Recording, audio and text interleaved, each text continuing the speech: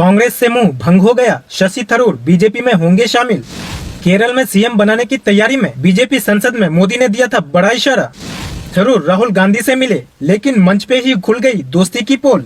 PM Modi कुछ दिन पहले ही एनडीए नेताओं के साथ बैठक में एक वादा करते हैं। उनका दावा था कि अगले 2 साल में किसी भी राज्य में चुनाव होगा, वहां एनडीए की सरकार बनेगी। अगले 2 साल में जिन राज्यों में चुनाव हैं, उनमें एक राज्य केरल भी है। केरल में बीजेपी की न कभी सरकार बनी, न ही कभी इतिहास में लोकसभा का चुनाव जीता। 2024 में लोकसभा चुनाव के दौरान बीजेपी को पहली बार एक सीट मिली, तो आरएसएस ने केरल में अपनी प्रयोगशाला खोली। वो सब बताए, उससे पहले सुनिए क्या शशि थरूर बीजेपी में आने वाले हैं। कांग्रेस सांसद शशि थरूर का ये बयान वायरल है। वो कहते हैं पार्टी के लिए वो उपलब्ध हैं, लेकिन पार्टी को मेरी सेवाओं की जरूरत नहीं है, तो मेरे पास भी विकल्प है। थरूर का ये बयान दिखाता है उन्हें दिल से किसी बात की पीड़ा हुई है। वो कहते हैं कि कांग्रेस विरोधी भी मुझे वोट देते हैं, मैं आरामदायक जिंदगी छोड़कर यहाँ आया था। वरिष्ठ कांग्रेस नेताओं की आग्रह पे संयुक्त राष्ट्र में कार्यकाल पूरा होने पर मैं भारत वापस आया। इस बयान के बाद ऐसा माना जा रहा है कि उन्होंने कांग्रेस छोड़ने का पूरी तरह से मन बना लिया, लेकिन इसकी पूरी कहानी तो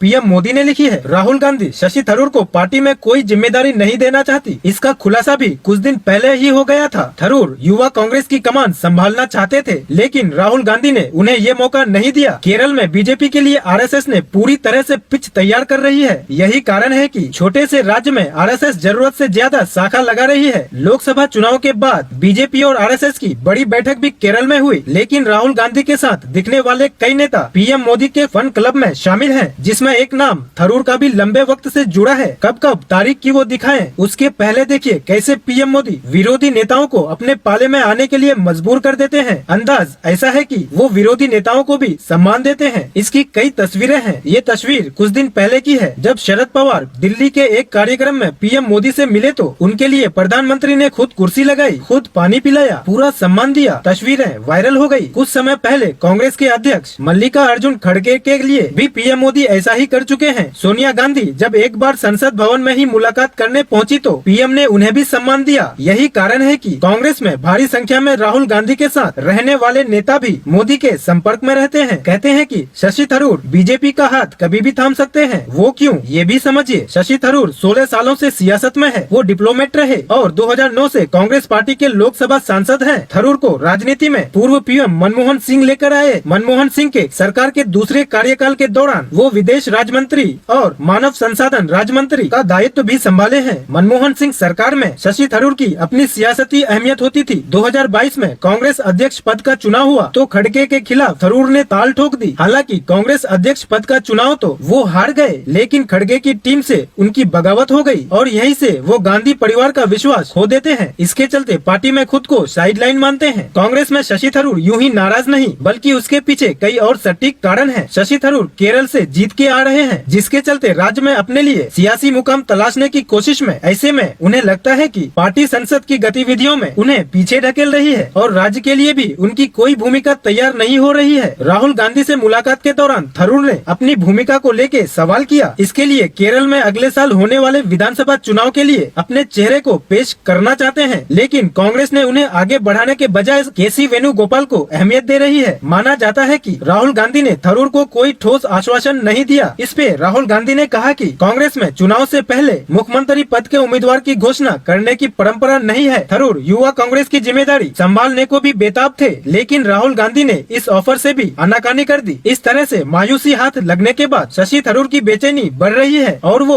उनके कदम पीएम मोदी की तरफ बढ़ने लगे। कयास यही लगाया जा रहा है कि 2026 केरल चुनाव के दौरान बीजेपी बड़ा उलटफेर कर सकती है और थरूर के नाम पे दांव खेल सकती है। वैसे इस पूरी खबर को लेकर आप क्या कहना चाहेंगे, कमेंट करके जरूर बताएं। Bureau report, global Bharatvarsh.